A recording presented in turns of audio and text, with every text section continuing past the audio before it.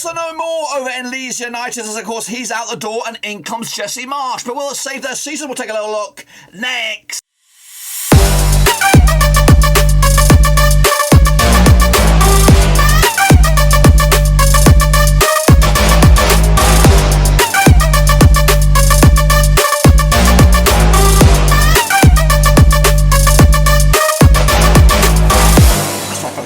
Prediction video today. We look forward to what is it? Matchday number 28 over in the Premier League, and we'll get to that in just one second. If you're new, where you been? Smash your subscribe to keep bang up to date all things Rovers related, Premier League related, world football related. We got it all here, boys, under one roof. That's right, Bielsa ball, no more. Of course, they parted their ways begrudgingly, but of course bringing in Jesse Marsch, who of course did wonders for RB Salzburg. Of course, can he save their season? Of course, down the foot of the table. Of course, we'll take a look at it, all of it in a minute. Of course, big shout out to our VIPs. They're the patrons, guys. Thank you for your loving, of course, behind the scenes. But anyway, we're going to jump in the deep end. We've got a lot to cover, of course. Brand new month, which means, of course, we'll have the predictor of the month announcement. And of course, we'll take a look at the next round of matches as well. A whole bunch of stuff. Let's get into the deep end then, shall we? Here we go. Let's kick it all off with a recap of the results in the last video. Of course, it was a triple bubble here, or double bubble for Burnley. Of course, picked up a monster win over Spurs, didn't they? 1-0 win for them, of course. And Spurs, what are Spurs? That's the enigma here. What are they?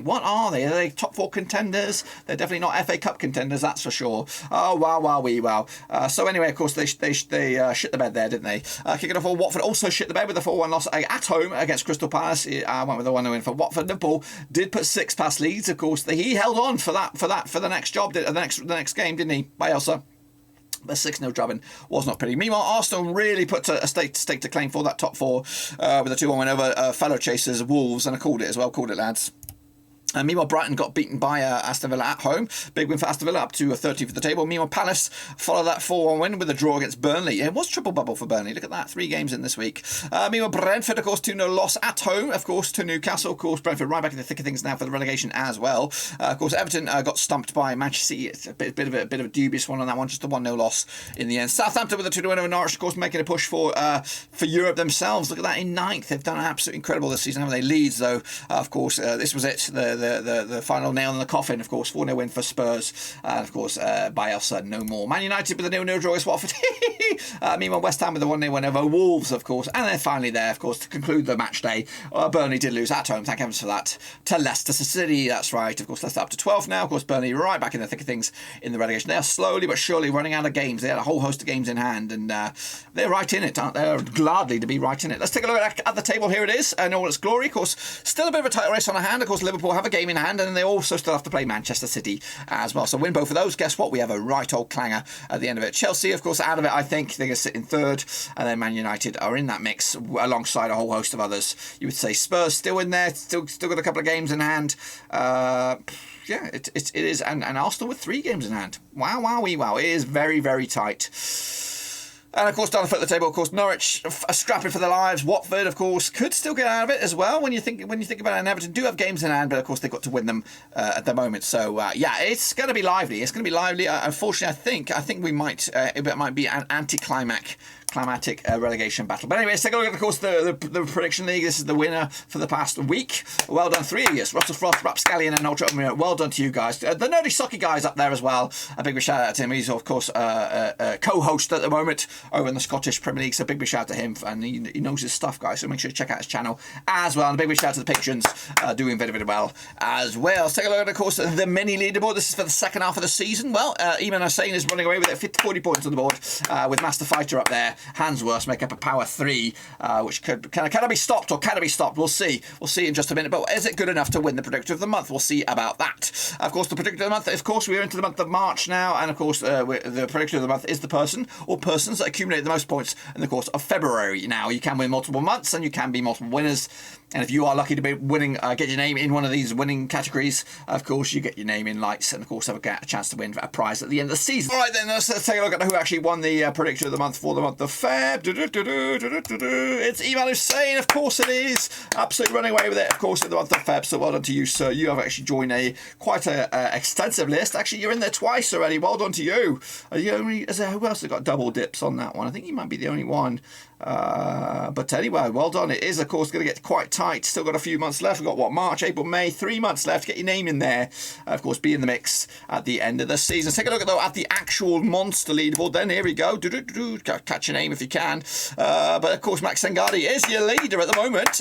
2 points clear over Master Fighter Iman Hussein's up there in third alongside Shepard and Anakem. And, of course, it is quite tight still, I'd say. All the way down to maybe 17th, maybe 20th. You've got to count the Frosty Meister in there. And, again, this is not 100%. It is about 98% successful or correct. We will make it 100%. I've got all the numbers here. It's just I don't have the time to reset it. I did give everyone full warning at the start of the season. Get your name right and stick with it. Yeah, I will clean it up.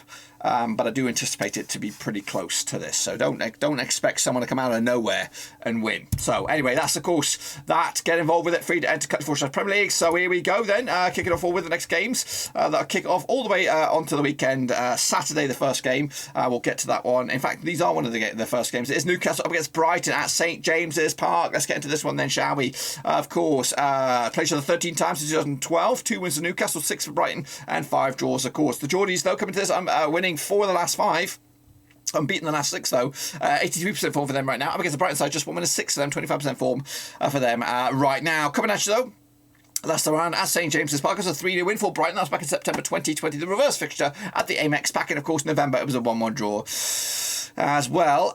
In fact, so Brighton unbeaten against Newcastle the last 6, picking up a couple of wins and 4 draws as well. In fact, just conceded just the 1 goal in the last 5 against Newcastle. Meanwhile, of course, the Geordies pick up a 2-0 win over Brentford last round. Of course, Brighton with back-to-back 3 games without scoring a goal at the moment. So a bit of a damp squib of affair for Brighton right now. Coming at you though, the odds here: 31-20 is your host. That is, of course, Newcastle. 11-5 is short, and 7-4 is your way win. That is Brighton on this one. Going to go with, of course, the Geordies here. 2-0 win, get a bit of vengeance. Of course, maybe move the chains one more time. Kicking off all is Wolves taking on Crystal Palace over at Molineux again on Saturday. Now these two sides have played each other 38 times since 1983. 15 wins for the Wolves, 15 wins for Crystal Palace, and 8 draws, of course. Back-to-back defeats for Wolves right now. 33% form up against the Palace side. Just lost once in the past 6. 58% form for them at the moment. Of course, last round at Molineux in the league was a 2-0 win for Wolves back in October 2020. They also played each other though back in January 2021. It was in the FA Cup, but it was a 1-0 win for Wolves as well. However, last time played each other was at Selhurst Park. It was a 2-0 win for Crystal Palace. In fact, we open up the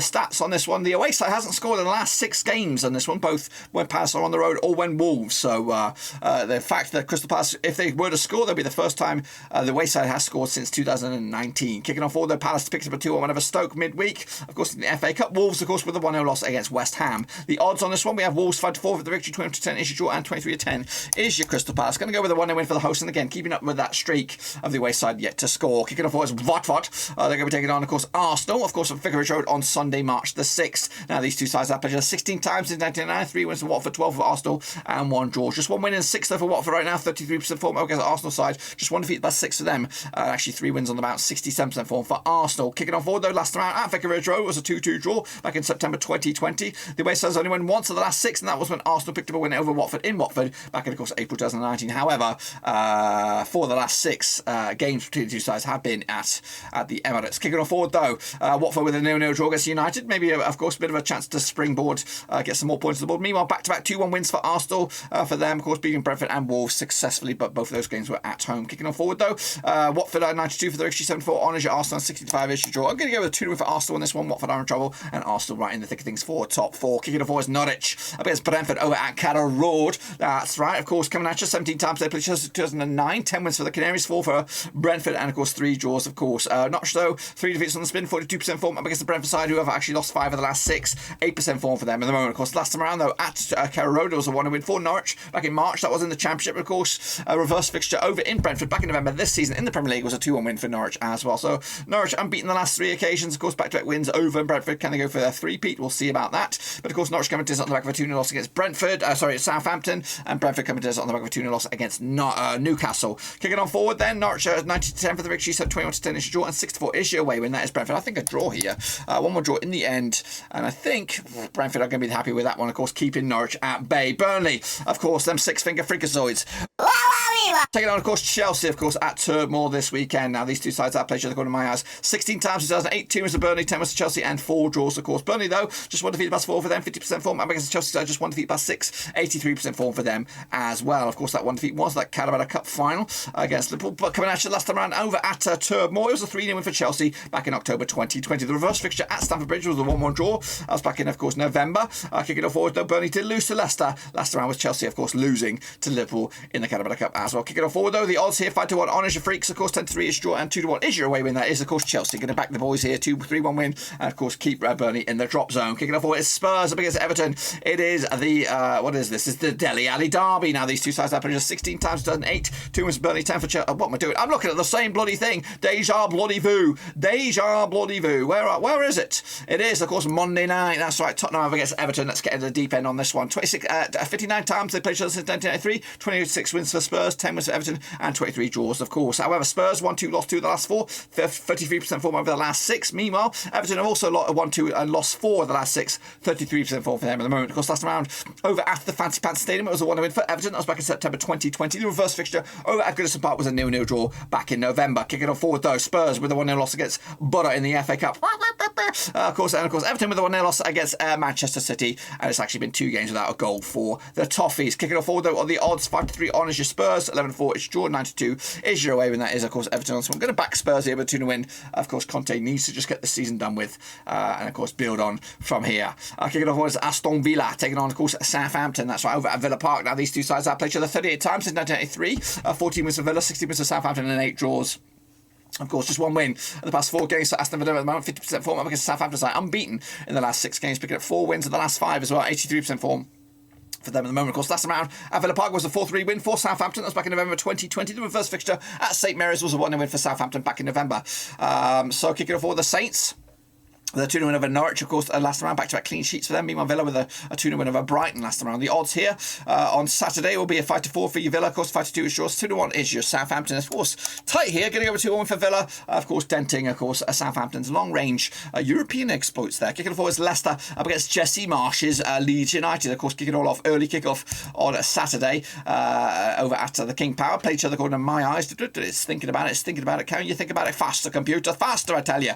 Of course, over the King Power now. These two sides have played 37 times since 1994, 17 wins for Leicester, 12 wins for Leeds, and 8 draws. Of course, just one defeat the past 5 for Leicester right now. They're back on form, 58% form. Meanwhile, Leeds, of course, haven't won the last 6 games, picking up 5 defeats the past 6, 8% form for them at the moment. Of course, last round at the King Power was a 3-1 win for Leicester back in January 2021. The reverse fixture, of course, at Elmo was a 1-1 draw as well. So back-to-back games unbeaten for Leeds over Leicester City, of course, but they come into this on the back of a 4-0 loss against Spurs and conceded what we goodness gracious me, 14, 17 goals, 17, 20 goals at the last 5. Wow, we're averaging 4 goals a game conceded. Meanwhile, of course, Leicester with a 2-0 win over Burnley last round, and looking very, very good at the moment. Kicking off forward, though, the odds for 5-4 on is your Leicester, 3-1 is your draw, 3-1 is your away win. That is Jesse Marsh's Leeds. Going to go with a 1-1 draw here in the end for Leicester City. Kicking off forward, it is the Manchester United, and if you were quick, you might even see it, but let's give you a rundown anyway. Of course, now these two sides have played each other according to my eyes 58 times since 1993. It's been 20 wins for City, 30 wins for United, and 8 draws, of course. Man City, though, just 1 defeat the past 6, 83% form up against the United side, unbeaten